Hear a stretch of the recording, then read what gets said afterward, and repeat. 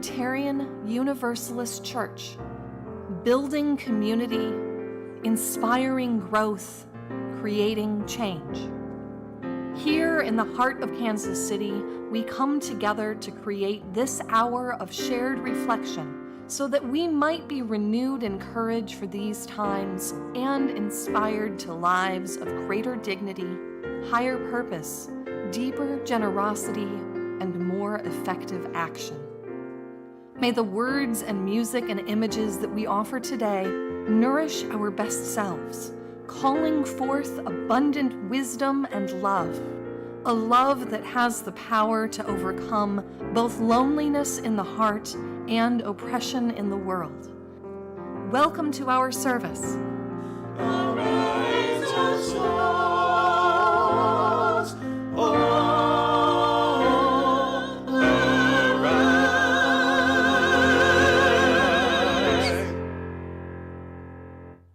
Good morning.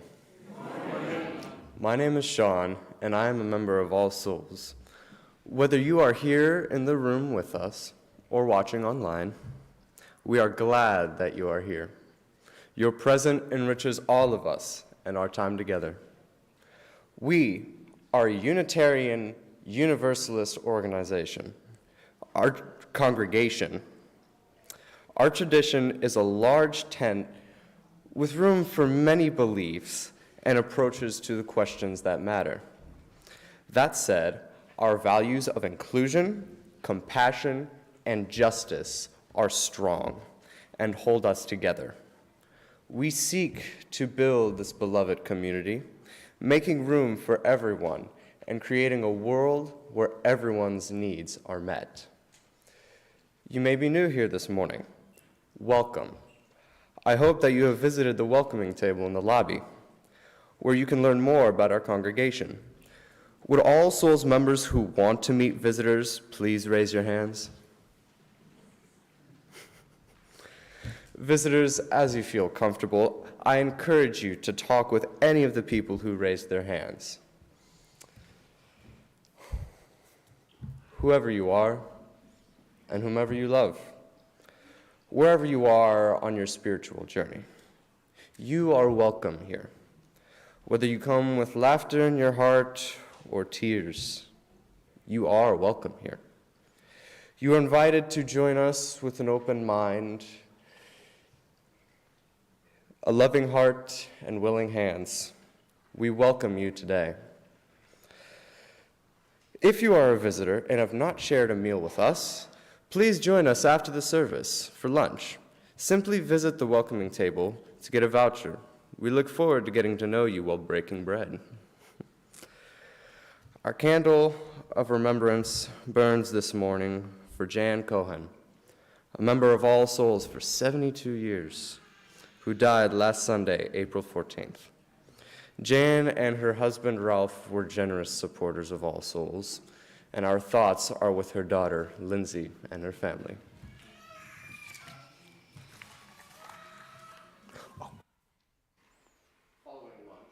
We will have a church chat on our budget. Enjoy your meal, and the chat will convene in Conover.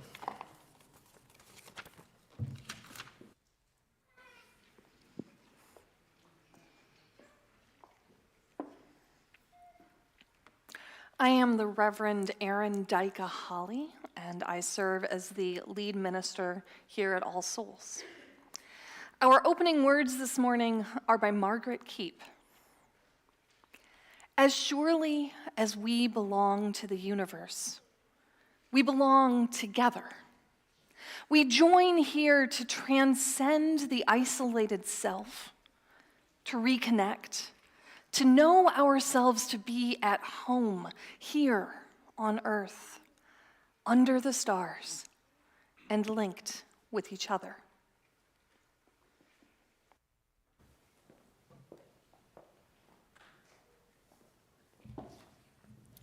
Here today, in this place, with these people, may we listen so that we can hear. May we hear so that we can feel. May we feel so that we can know. and may we know, so that we can change ourselves and this world. May this chalice we light our way.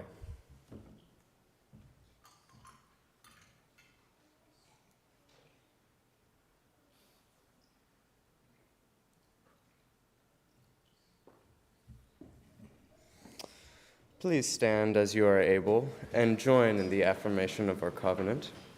Then remain standing as we join together in song.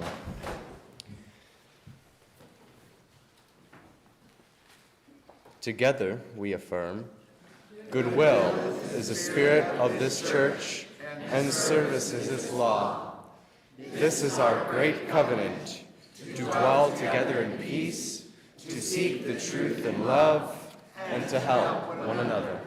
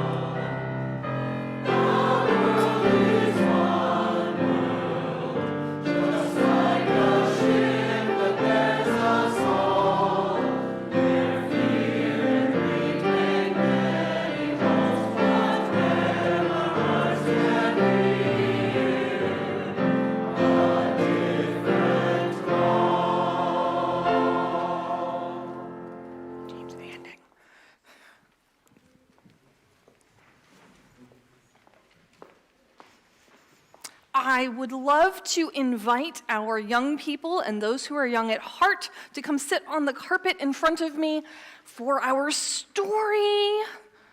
Come on, come join me. Come sit over here.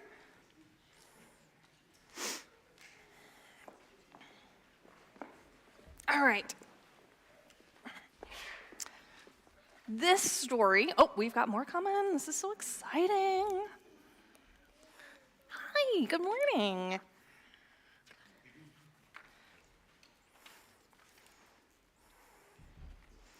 So our story this morning is called The Curious Garden, and it's written by Peter Brown. There was once a city without gardens or trees or greenery of any kind. Most people spent their time indoors. As you can imagine, it was a very dreary place. However, there was one boy who loved being outside. Even on drizzly days while everyone else stayed inside, you could always find Liam happily splashing through his neighborhood. Do you guys splash when it's raining outside? No. You said yes. Okay. Okay. I've got two. Sometimes. Good. I'm glad that some of you splashed because I still splash, and I think we should all still splash. Okay. It was on one such morning that Liam made several surprising discoveries. He was wandering around the old railway, as he did from time to time, when he stumbled upon a dark stairwell leading up to the tracks. So he found a stairwell to get onto the top of the railway. Liam ran up the stairs, pushed open the door, and stepped out onto the railway. The first thing he saw was a lonely patch of color. Wildflowers and plants were the last things he had expected to find up there. But when he took a closer look, it became clear that the plants were dying. They needed a gardener. Liam may not have been a gardener, but he knew that he could help. So he returned to the railway the very next day and got to work. The flowers nearly drowned, and he had a few pruning problems, but the plants patiently waited while Liam found better ways of gardening. And as the weeks rolled by, Liam began to feel like a real gardener, and the plants began to feel like a real garden. Most gardens stay in one place, but this was no ordinary garden. With miles of open railway ahead of it, the garden was growing restless. It wanted to explore. The tough little weeds and mosses were the first to move. They popped up farther and farther down the tracks and were closely followed by the more delicate plants. Over the next few months, Liam and the curious garden explored every corner of the railway.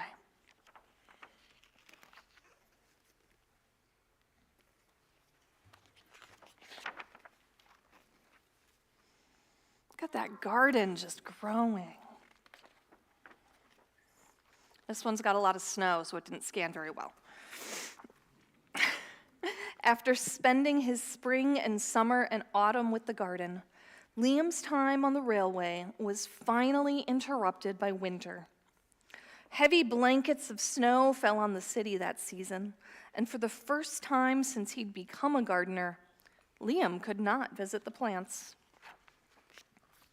Rather than waste his winter worrying about the garden, Liam spent it preparing for spring. After 3 cold months, the snow finally began to melt, and Liam rolled his new gardening gear over to the railway. Gardening gear, very important. He even has a gardener's hat. He is so ready for this. Winter had taken a toll on the garden, but thanks to Liam's planning, his handy new tools, and a little help from the sun, the plants soon awoke from their winter sleep. They're all woken up. He's singing to them. The garden had always wanted to explore the rest of the city. And that spring, it was finally ready to make its move. Once again, the tough little weeds and mosses set out first. They popped up farther and farther from the railway and were closely followed by the more delicate plants.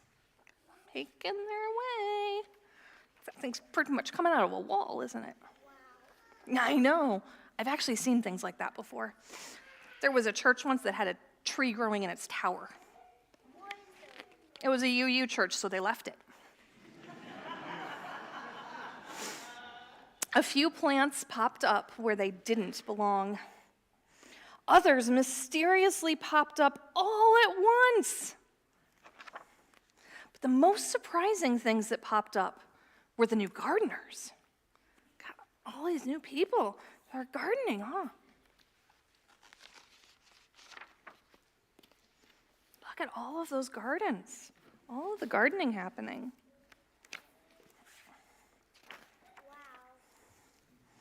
Wow. I know, isn't this the most fun book? I so agree. Many years later, I'm sorry you find this book boring. I like this book. Many years later, the entire city had blossomed, but of all the new gardens, Liam's favorite was where it all began. Liam's a grown-up. Look at that, Liam's a grown-up.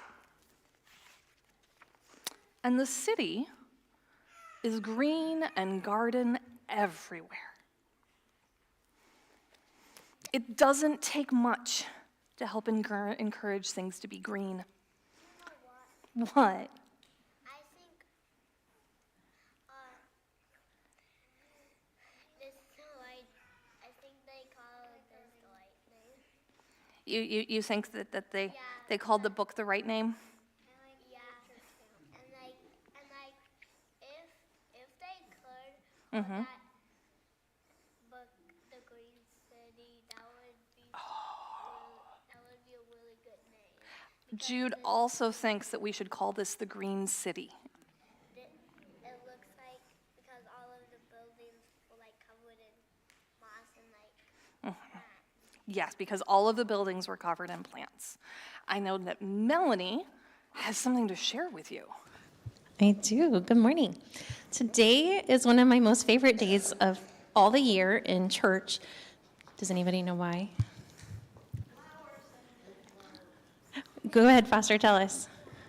Yes, today is our special day. We're celebrating Earth Day with flowers for our children.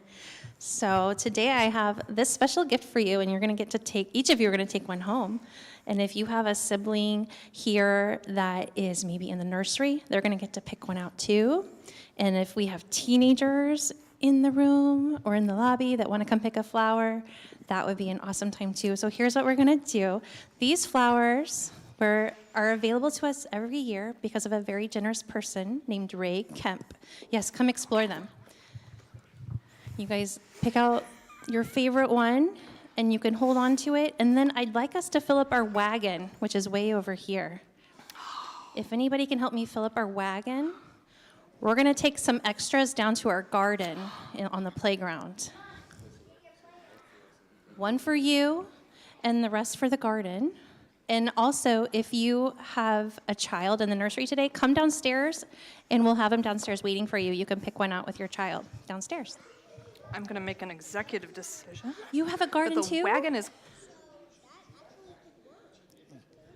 That would work. You can plant these at home. Thank you, Erin. Yes. It's a tough choice. That's a good choice. All right. Oh, yeah, you can see the roots. That's cool.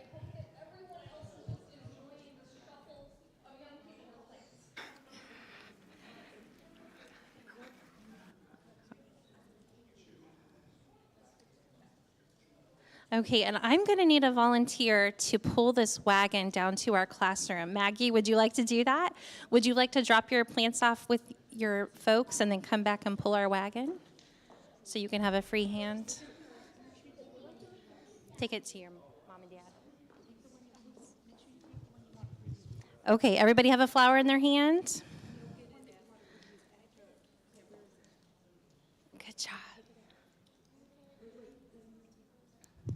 I'll carry this one. Okay. All right. Maggie, will you and Anne lead the way downstairs? Sing our children to their classes.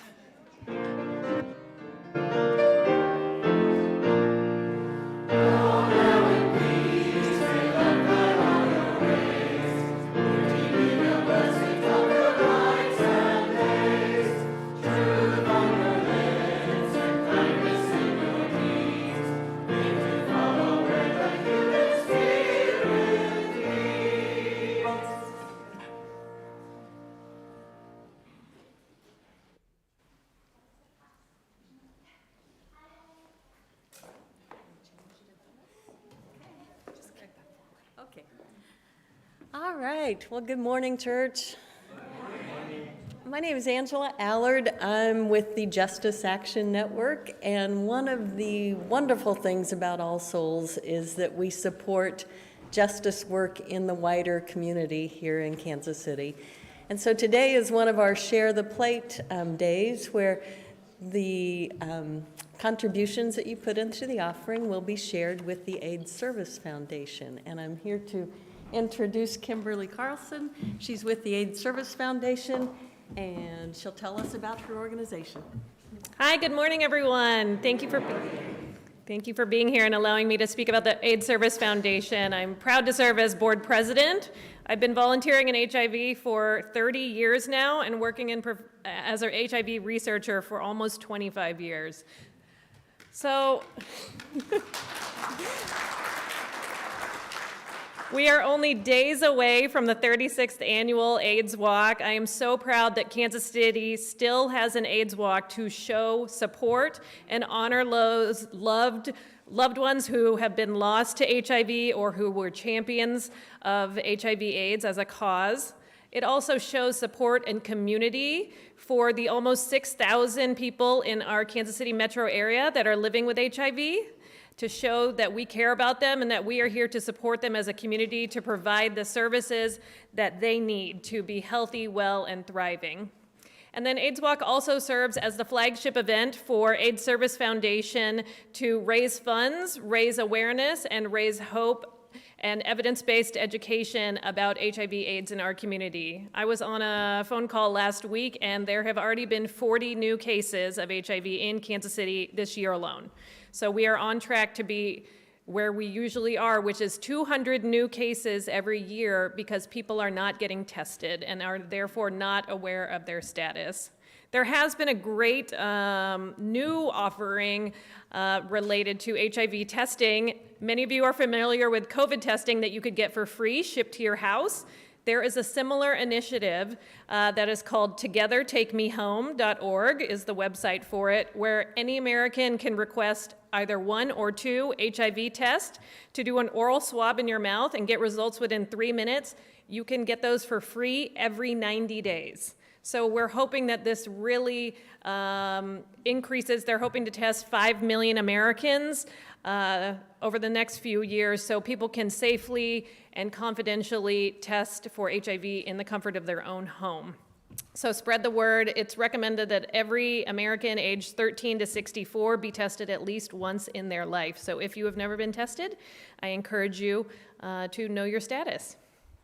So the AIDS Walk is next Saturday, April 27th at Tice Park, across from the Nelson Atkins. The park opens at 8 a.m. for people to start gathering. Welcoming ceremonies begin at 9 a.m. and the walk kicks off at 10 a.m. So in the previous years, the walk has been a little bit longer, over 2 to 3 miles, really winding through the UMKC campus, but based on walker feedback, where our walk this year is much shorter, only a little over a mile long. So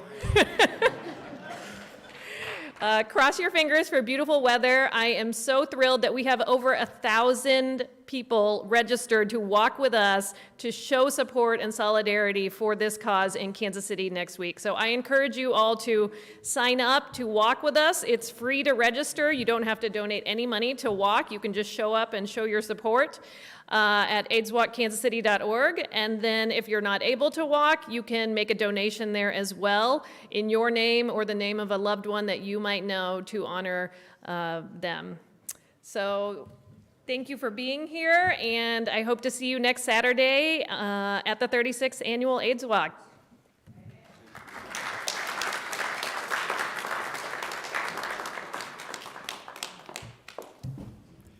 Today you get 2. Hi, I'm Bob Hambrecht, and I sit on the board of All Souls. And I wanted to tell you that my earliest memory of going to church was really going to Sunday school. I was 7. I wish they were here. I'd have them raise their hands, anybody that was 7. Every Sunday, my mom would get us up, fed, dressed, and ready to go. I wanted to wait, and I wanted to read the funny papers, the colored funny papers in the Philadelphia Inquirer in the morning, but there was never time. We had to get out the door.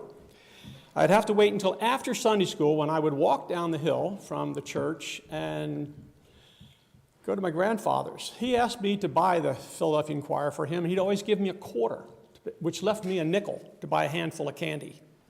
So that was special. Sometimes I would stay and for for the offering and put it in the big wooden plates, but that was a hard decision when I knew there was candy down the hill. So back to Mom. The last thing she did as we headed out the door was to give each of us a dime. Every Sunday, a dime for the offering in Sunday school. Usually we would put it in the birthday can. I don't know if you remember birthday cans. You'd put it in the can, and if anybody had a birthday, they would get a couple hands full of candy. A dime. But Mom had to give dimes to 3 of us. Dad was making about $50 a week then. So even the dimes were a commitment by my mom, who was keeping our books. But she was teaching us something more important than the dime. It was the every Sunday. The offering ask is usually about the need to give money, whether it's the budget, whether it's the AIDS Foundation, whether it's the playground, all of them excellent, worthy causes. And soon you're going to hear about a new venture to help us find ways to volunteer and serve here. The Stewardship Committee is going to reveal this project this summer. But this morning I want to emphasize the discipline of every Sunday. Many of us don't carry dimes or even dollars anymore. Everything seems to be plastic and internet. So I'd like to say a word about how easy every Sunday can be today. I give through e-check from UMB every week, online, set it and forget it, easy peasy. And All Souls has a way to give through their website. I wanted us all to take out our cell phones this morning and walk through the process on the website of how to give money, but I realized I was going to have to enter my user ID and password. Not that I don't trust you, but I'd be embarrassed to show you I can't remember user IDs and passwords. So every Sunday, I hope you'll find a way. E-check, All Souls website, even if it's only a dime, every Sunday matters. And a word just about the church chat after the service. Your board has worked very hard this year to understand the history, the present situation, and the future of our finances here at All Souls. We will be showing you all of it at the church chat. As we, the community, prepare for the annual meeting in 4 weeks, we thought it very important that you were all aware. I hope to see you at the church chat. And now the offering will be gratefully received.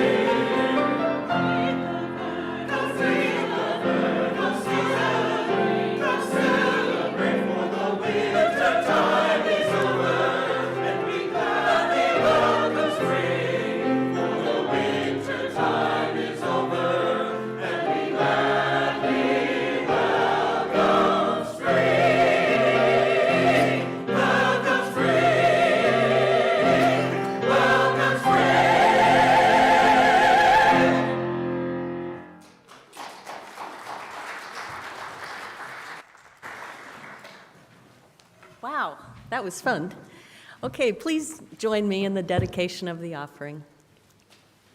We dedicate our offerings and our actions to the mission at the heart of this congregation, to build a respectful, caring community, to inspire personal and spiritual growth, and to create change toward a just and compassionate society.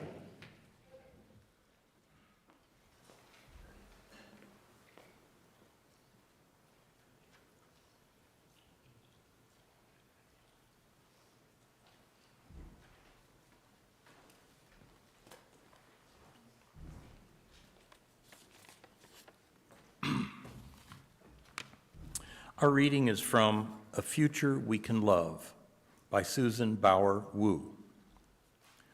My friend Thupten Jinpa told me of an image in Buddhist scripture known as Indra's net. I found a translation by the Buddhist scholar Francis H. Cook describing it like this. Far away in the heavenly abode of the great god Indra, there is a wonderful net that has been hung by some cunning artificer in such a manner that it stretches out infinitely in all directions. In accordance with the extravagant tastes of deities, the artificer has hung a single glittering jewel in each eye of the net. And since the net itself is infinite in all directions, the jewels are infinite in number. There hang the jewels, glittering like stars of the first magnitude, a wonderful sight to behold. If we now arbitrarily select one of these jewels for inspection and look closely at it, we will discover that in its polished surface there are reflected all the other jewels in the net, infinite in number. Not only that, but each of the jewels reflected in this one jewel is also reflecting all the other jewels, so that there is an infinite reflecting process occurring. Interdependence, as depicted by Indra's net, sounds like an especially sparkly representation of systems theory. Jinpa says the point is not so much the sparkle. Another scripture gets to the same idea with dust, as the fact that everything and everyone are interconnected. There is no center. We are all in it together, depending on one another. We being everything in the universe, and it being an infinite web of cause and effect. Of course, says Jinpa, there is no way for the human mind to be able to grasp all the points of interconnection. For that, we would need to be omniscient. Seeing that we humans, as individuals and as a species, aren't really separate and certainly aren't at the center, helps us assume a wider, longer term, and critically humbler and less selfish perspective. Jinpa says recognizing interdependence also lets us see beyond the immediate and obvious to underlying patterns, like the difference between noting today's weather and understanding our role in climate feedback loops.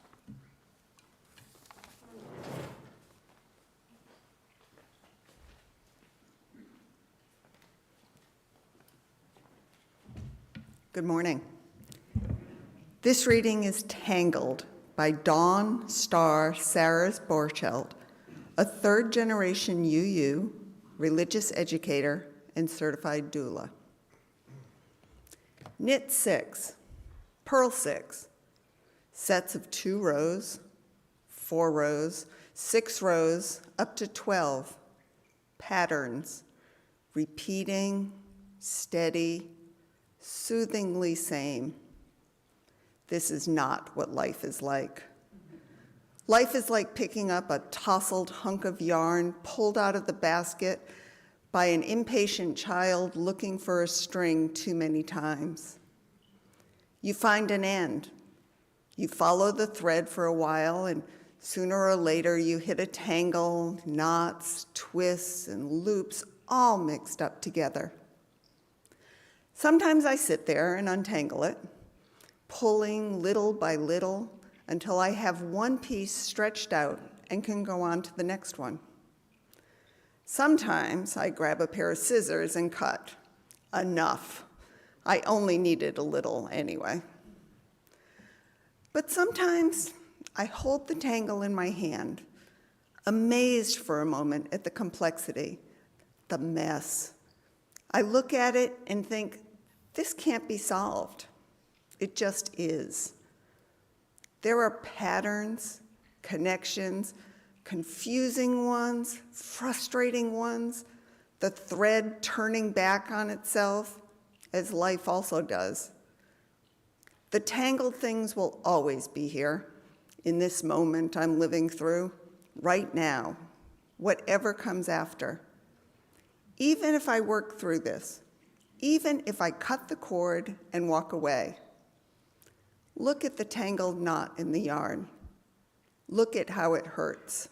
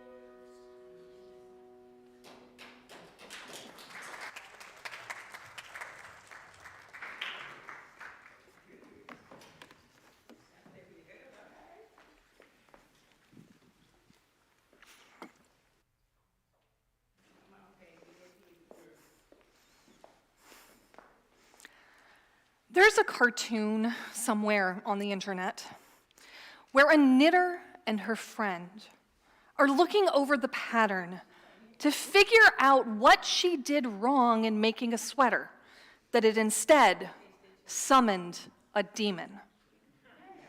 For truly, knitting and crocheting patterns seems much like woven spell work. It is mystifying to those who do not know how it is done or how to read a pattern with all of its abbreviations. And for those of us in the know, there is still a strange magic to what can become of a single length of yarn. And those of us in the know are very, very familiar with the unsolvable tangles described by Dawn Star Sarazborcht in her poem. The knots form in unexpected ways, somehow all connected in ways that seem utterly impossible for a single strand. Is it at all surprising that the Greek fates wove human destiny out of threads? This metaphor of strands, all connected and lined up or not, has remained with us as humans throughout cultures and time. Sometimes the garment of destiny is carefully woven, sometimes knit, sometimes there is a jumble that cannot be undone, and sometimes it's a web or a net. But always strands. Strands that connect one another to another throughout all of time and space. No part is disconnected. All come together as a single whole. The people, the animals, the plants, the earth, the stars, what affects one affects all, tied together, bound together, e pluribus unum, many and one, all at the same time. This is interdependence, a word that feels distant and a struggle to parse the first time you see it. It's a word from the SAT that is so important to our faith that it has journeyed forward from our 1985 principles to the proposed values on which the General Assembly will vote in June. I won't lie, in high school, when interdependence was a vocabulary word and I had to use it in a sentence, I just wrote the seventh principle. We covenant to affirm and promote respect for the interdependent web of all of existence of which we are a part. Now, in the proposed language, interdependence is listed as one of 6 values, all with love at the center. So the part for interdependence says, we honor the interdependent web of all existence, with reverence for the great web of life, and with humility, we acknowledge our place in it. We covenant to protect Earth and all beings from exploitation.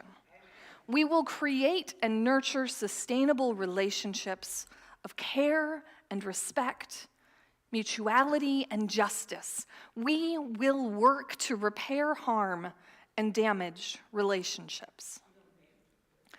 This statement, this covenant, is very clear that our relationship with the web of all existence is beyond respect.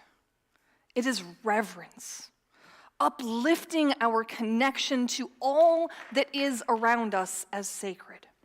For those of us with European heritage, that sacredness was abandoned centuries ago through Christian thought.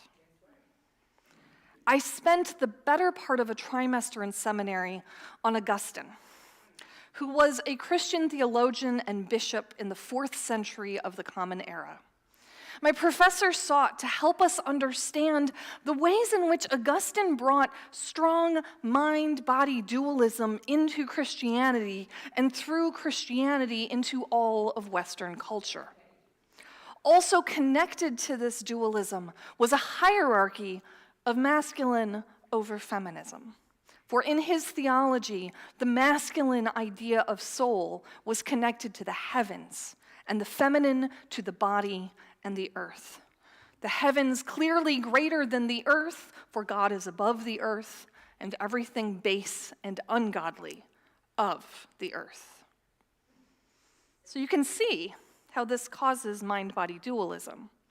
We have bodies, which are from the earth and of the earth. They are substance and have bodily functions and die. But the promise of life without death begs that which is beyond the substance of the body, for death of the body is inevitable. Therefore, whatever it is of us that is holy and of God must be separate from the body. The body is nothing without the soul, and the soul, the breath of God, shall continue forever, long after the body has decayed, in its holy state, free from everything that is base, that is of this earth. And so, the mind and the masculine was uplifted as part of the soul, separate from the feminine body, and superior, more godly. And the body was connected to the earth, and as the body was necessary to support the soul during a lifetime, the earth necessary to support the body. And biblical translations of Genesis gave humans dominion over the earth. It can be translated as stewardship, or myriad other possible translations that might demonstrate our role as caretaker or connected and part of the earth. But mind-body dualism and heavenly over earthly was theologically set and frankly convenient in a society increasingly based on power, greed, and exploitation of resources. Susan Bauer-Wu, who authored our first reading, references the work of Vandana Shiva, who has deeply considered the influence of mind-body dualism in Western thought on our relationship to the earth. She marks that Francis Bacon, the 16th century inventor of the scientific method, said that we have to torture nature to make her our slave. Descartes claimed, "I'm a thinking thing." If he called himself a being, he would acknowledge his connection to his body, that from which he constantly sought to disconnect himself. Vandana also connects dualism to the witch hunts. Those who continued to revere the earth, especially women who were already more deeply connected to the earth, must be evil. So these separations, mind and body, holy and earthly, disconnected us from what has in many religious traditions, especially indigenous traditions, have been truly sacred. The earth has been sacred. The human body has been sacred. And at the same time that the earth lost its sacredness, humans ceased to be sacred as well. Amen. Yes, the witch hunts, the Renaissance, the greater focus on exploitation, all of these happened at the same general time as the doctrine of discovery, the settling of North America by Europeans, and the enslavement of people from Africa. They're connected. This damaging human thought of disconnection and separation allowed for humans to be less than human, and the earth to have no value beyond its resources that could lead to profit and wealth.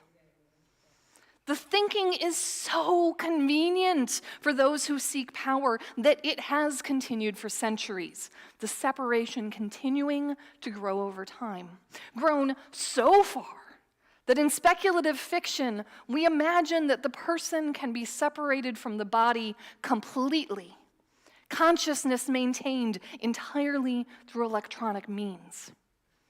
That our salvation from a dying planet and society must be to further separate person from body and humanity from earth.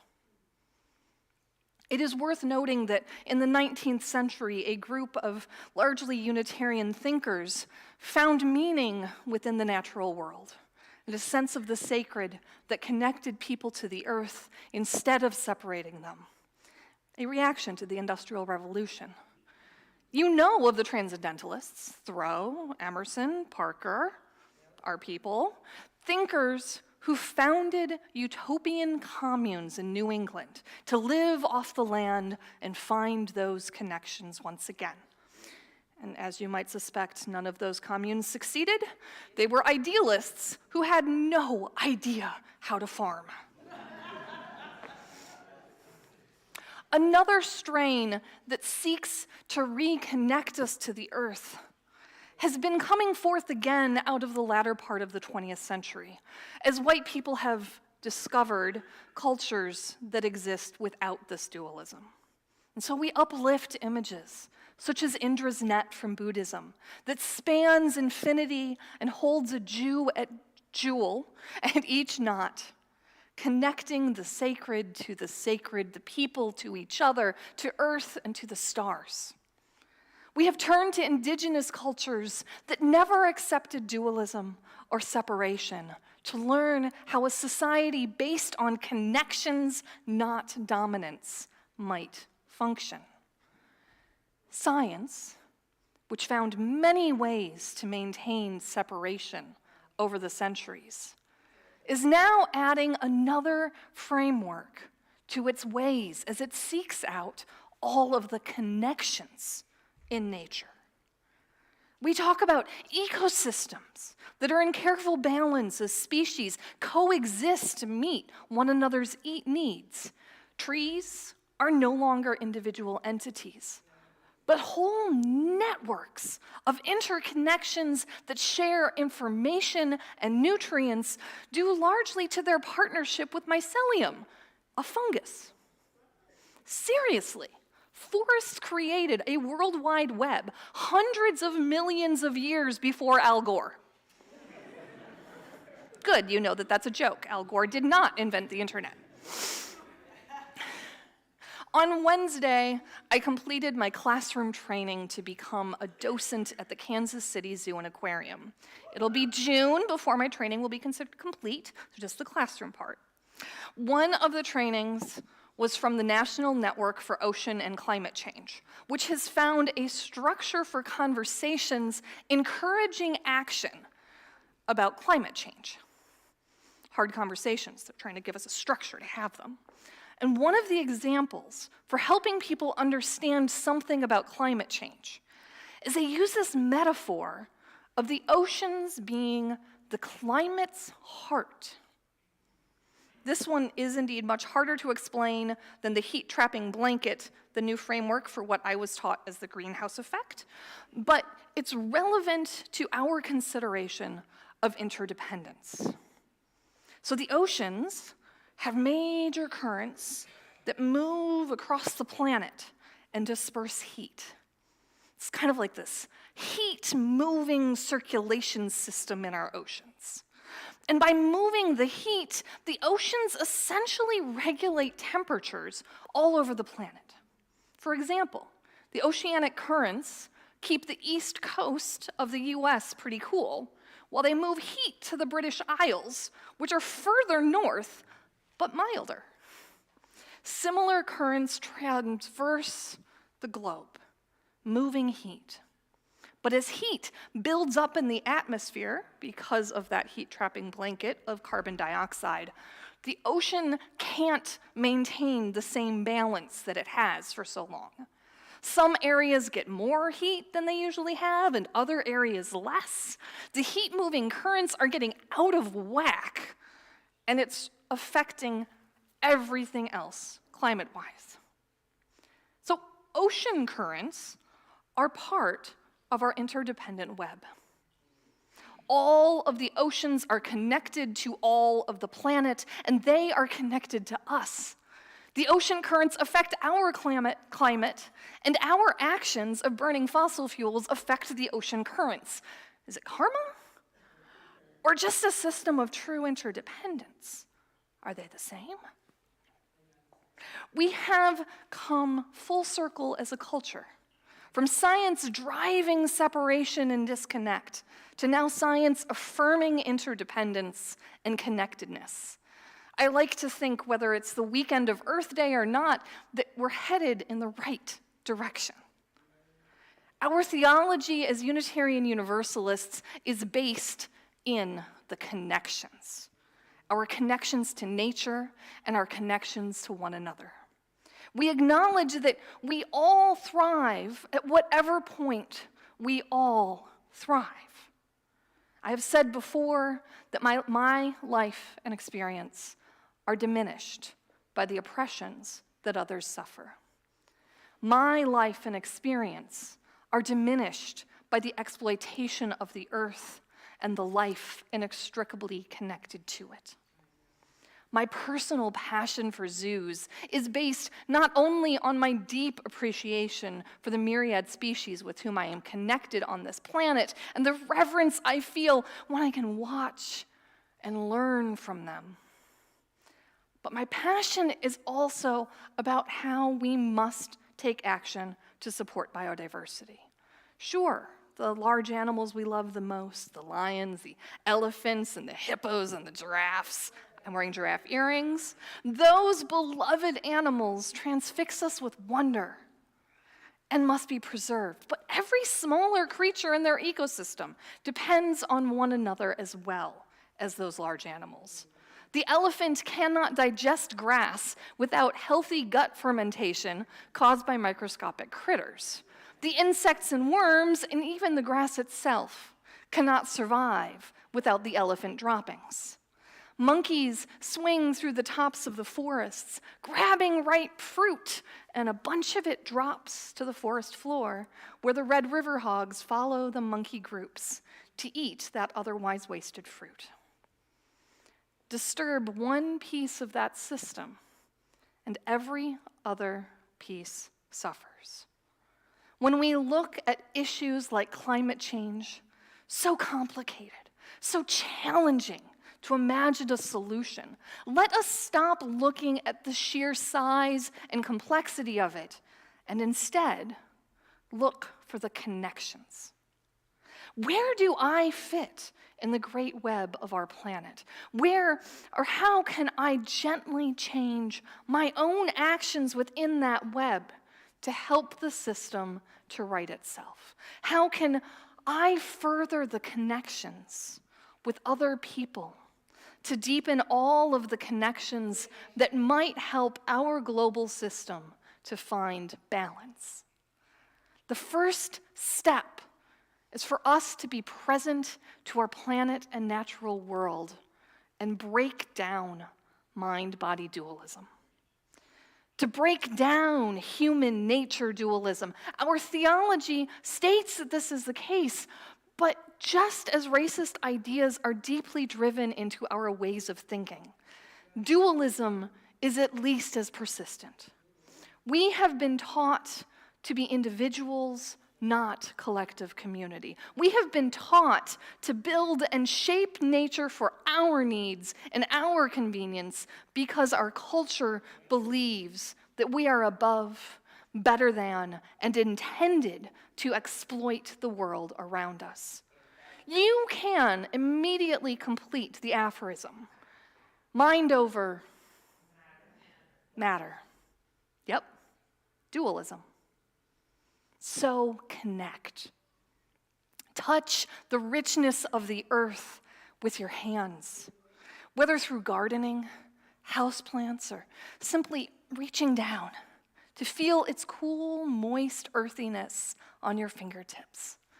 Touch it to know that it is you, and you are it, and it is everything that exists, life and atoms and subparticles. Through it, you are everything that exists, life and atoms and subparticles.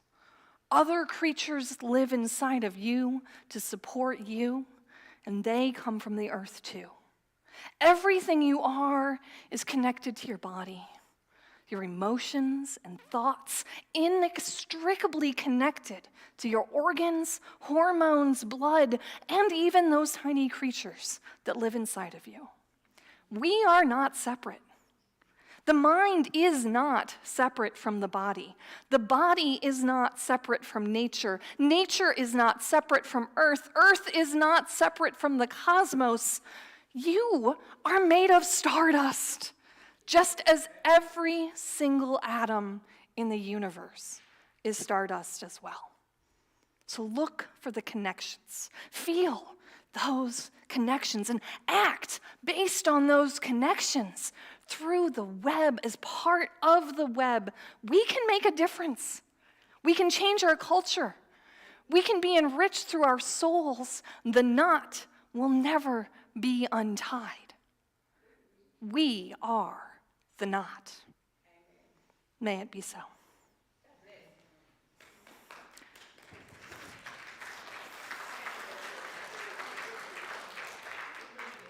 Please join in singing our closing hymn, Blue Boat Home.